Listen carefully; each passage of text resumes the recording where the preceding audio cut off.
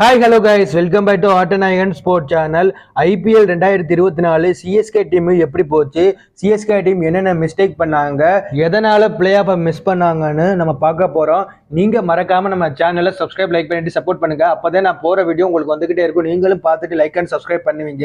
மறக்காமல் நம்ம channel மெம்பர்ஷிப்பில் ஒருத்தராச்சும் join பண்ணுங்க நண்பா. இந்த சீசனில் சிஎஸ்கே அணி ஃபஸ்ட்டு 2 மேட்ச் வேற லெவலில் விளையாண்டாங்கன்னே சொல்லலாம். நல்லாவே ஆரம்பித்தாங்க.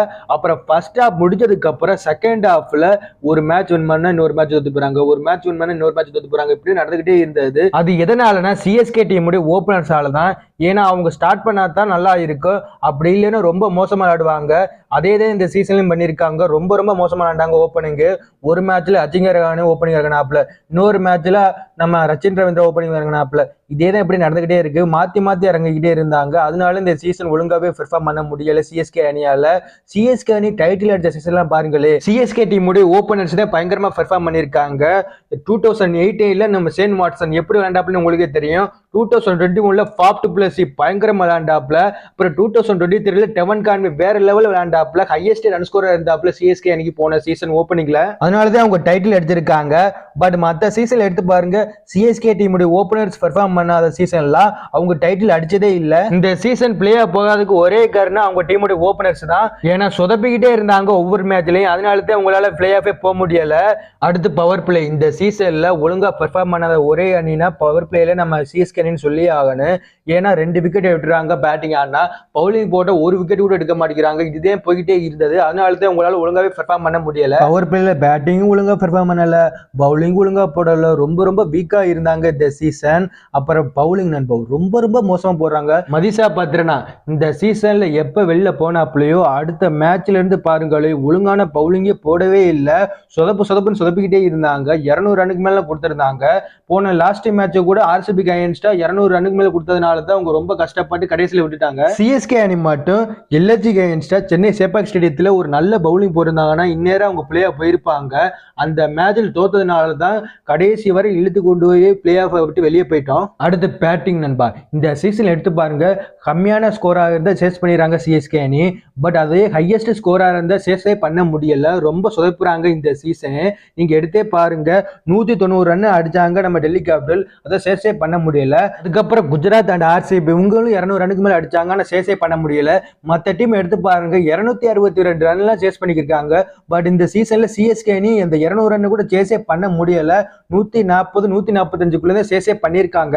பேட்டிங்ல தலதோனி, ருத்ராஜ், ரவீந்திர ஜடேஜா அண்ட் தலதோனி இவங்க 4 பேர் அடிச்சாதான், இல்லைன்னா ரொம்ப சொதப்புறாங்க. டேரல் மிச்சல்லாம் ரொம்ப ரொம்ப சொதப்பிட்டாப்ல இந்த சீசன். அப்புறம் ருத்ராஜ் கேக்கோட கேப்டன்சி. கேப்டன்னா ஸ்பின்னை நம்பணும். ஸ்பின்னை நம்பாம ஃபாஸ்ட் பவுலர்ஸ்க்கே கொடுத்துக்கிட்டே இருந்தா ரன்னை லீக் பண்ணதான் செய்வாங்க.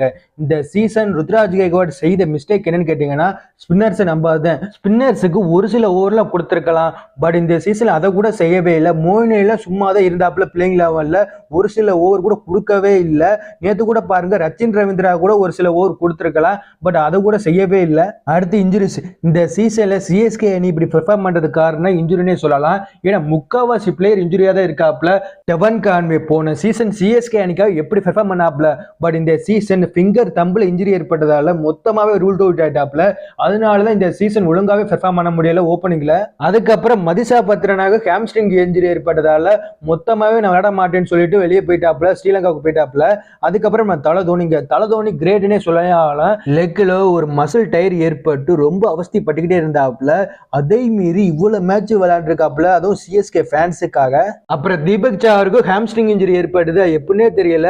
போன சீசன் இதே மாதிரி தான் இருந்தது, இந்த சீசன்ல இப்படிதான் இருக்கு. அது என்ன காரணமே தெரியல. எப்படிதான் சரி பண்ண போறாப்லன்னு சத்தியமா எனக்கு தெரியல. நம்ம தீபக் சாரு இவ்வளவு பேருக்கு இன்ஜுரி ஏற்பட்டிருக்கு. அதனாலதான் சிஎஸ்கே அணியால ஒழுங்காவே பெர்ஃபார்ம் பண்ண முடியல இந்த சீசன். இந்த சீசன்ல சிஎஸ்கே அணி நிறைய பாடம் கத்துக்கிட்டு இருப்பாங்க. சரி okay, next season mega auction வரப்போறதுனால 4 பேர் தான் ரீட்டைன் பண்ண முடியும். தலதோனி ரீட்டைன் பண்ணுவாங்களா இல்லையான்னு தெரியல. மேபி எனக்கு தெரிஞ்சு ரீட்டைன் பண்றதுக்கு அதிக வாய்ப்பே இல்லைன்னு எனக்கு தோணுது. ஏன்னா இந்த சீசன் கடைசி சீசன் சொல்லியிருக்காங்க. அதனால 4 பேரை ரீட்டைன் பண்ண முடியும். அந்த 4 பேரை ரீட்டைன் பண்ணதுக்கு அப்புறம் ஒரு ஃப்ரெஷ்ஷான ஒரு ஸ்குவாட் எடுத்தே ஆகணும். ஐபிஎல் 2025 மெகா ஆக்ஷன்ல ஒரு தரமான ஒரு ஸ்குவாட் எடுக்கணும், பவுலிங்ல பயங்கரமான ஒரு ஸ்ட்ரென்த்தா இருக்கணும், பேட்டிங்ல அதை விட பயங்கரமா இருக்கணும். எப்படி 2018ல ஒரு தரமான ஒரு கம்பேக் கொடுத்தாங்களோ அதே மாதிரி நெக்ஸ்ட் ஐபிஎல் 2025லயும் ஒரு பயங்கரமான ஒரு கம்பேக் கொடுப்பாங்க. அதுக்கு ஒரு ஃப்ரெஷ்ஷான ஒரு ஸ்குவாட் எடுத்து ஸ்கிராச்ல இருந்து ஆரம்பிக்கணும். சரி, ஓகே நண்பா, நீங்க சொல்லுங்க, சிஎஸ்கே அணி இந்த சீசன்ல பிளே ஆஃப் போகாததுக்கு என்ன காரணம்னு கமெண்ட்ஸ்ல சொல்லிருங்க. அப்படி நம்ம சேனலை சப்ஸ்கிரைப், லைக் பண்ணிட்டு சப்போர்ட் பண்ணுங்க. மறக்காம நம்ம சேனல் மெம்பர்ஷிப்ல ஒருத்தராச்சும் ஜாயின் பண்ணிருங்க நண்பா.